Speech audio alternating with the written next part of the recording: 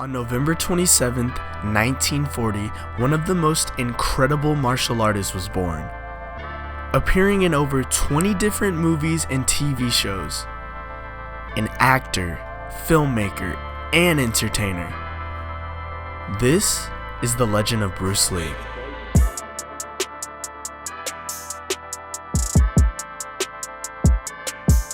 A man by the name of Lee Hao-chin was a Hong Kong opera singer.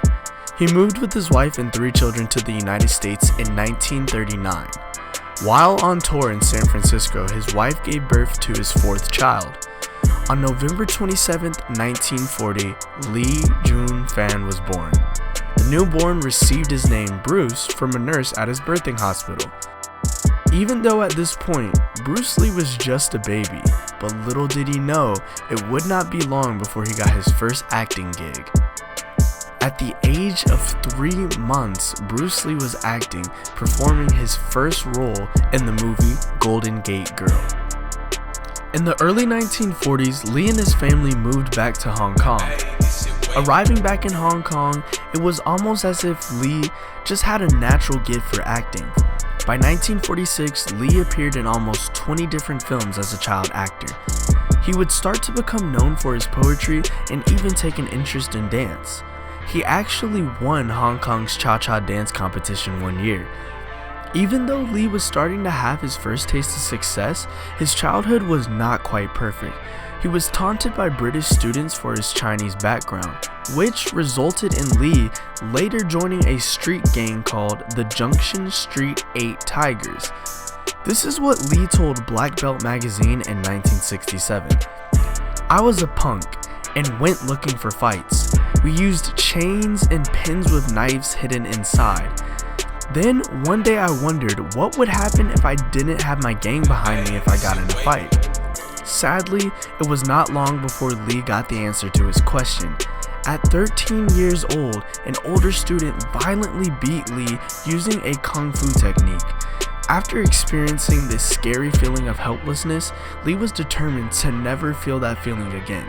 So, Lee decided to study the Wing Chun style. He studied this style under the extremely wise Grandmaster Yip Man, or as some of you might know as Ip Man.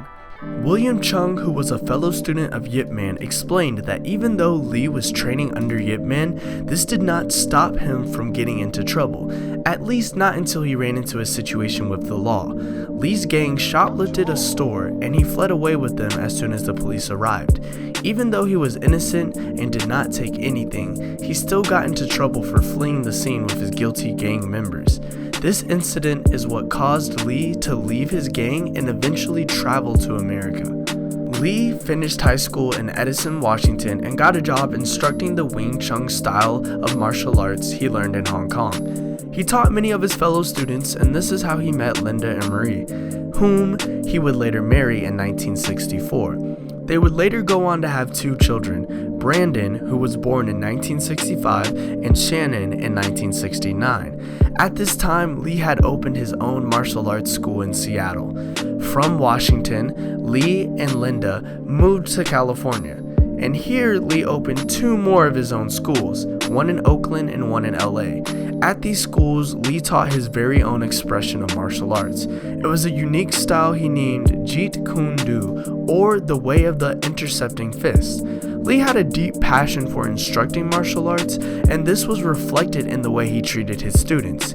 He felt as if every one of his students was family. Later on, Lee would start to dive headfirst into the world of cinema as a career, but because of how special this unique technique of martial arts was, he decided to not commercialize the teaching.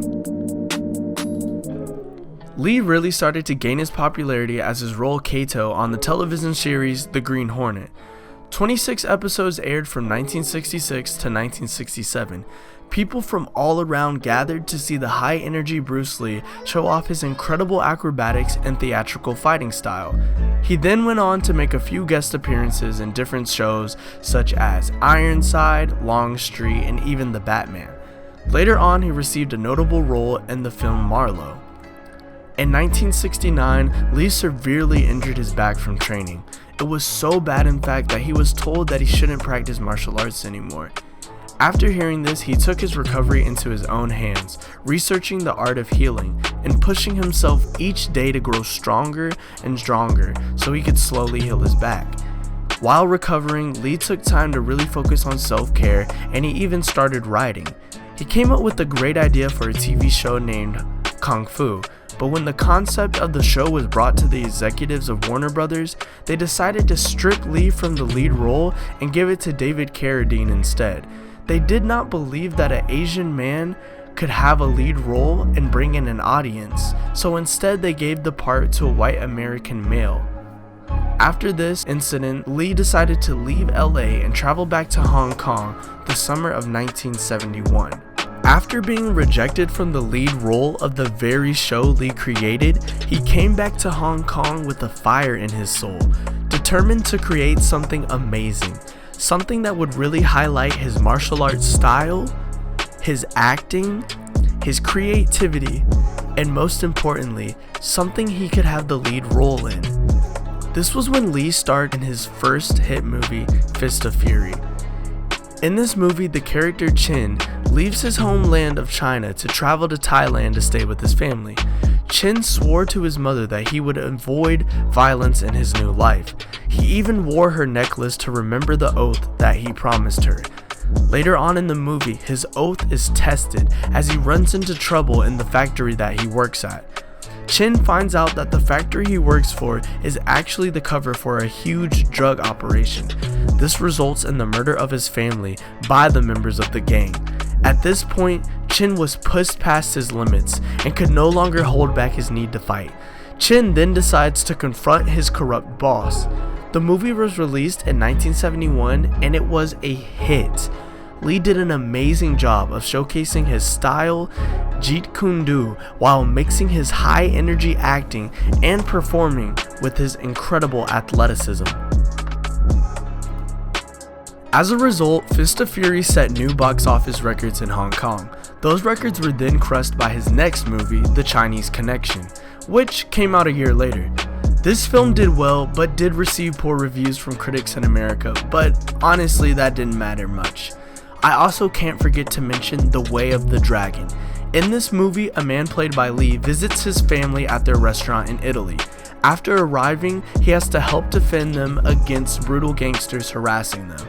This is also a very popular movie because of the epic fight between Chuck Norris and Bruce Lee. By the end of 1972, Lee was a massive movie star in Asia. His popularity was growing fast, and he even co-founded with Raymond Chow his own production company, Concord Productions. His entire journey as a martial arts student, instructor, actor, and entertainer were leading up to his biggest and best film yet, Enter the Dragon. But then, tragedy struck.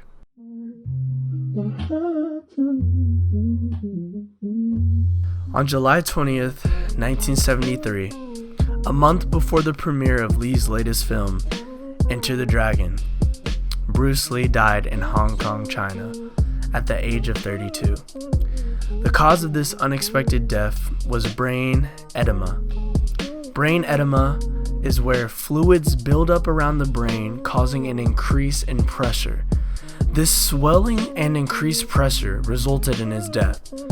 An autopsy found that the cause of this brain edema was created by a reaction caused by painkillers that Lee had been reportedly taking for his back injury. Bruce Lee might have sadly passed away, but he made his mark in the industry of entertainment, and he made sure that he would never be forgotten. After his death, his iconic film Enter the Dragon, which only had a budget of $1 million, grossed more than $200 million. Lee's incredible vision and dream for martial arts and movies paved the way for thousands of Asian Americans, being able to have starring roles in many different movies. His style of Jeet Kune Do also became a huge influence for combat in future movies. From being in a street gang, to training with his master, to becoming a master, and creating a movie legacy, Bruce Lee will forever be remembered for his out-of-this-world work ethic and his on-fire motivation to create movie masterpieces.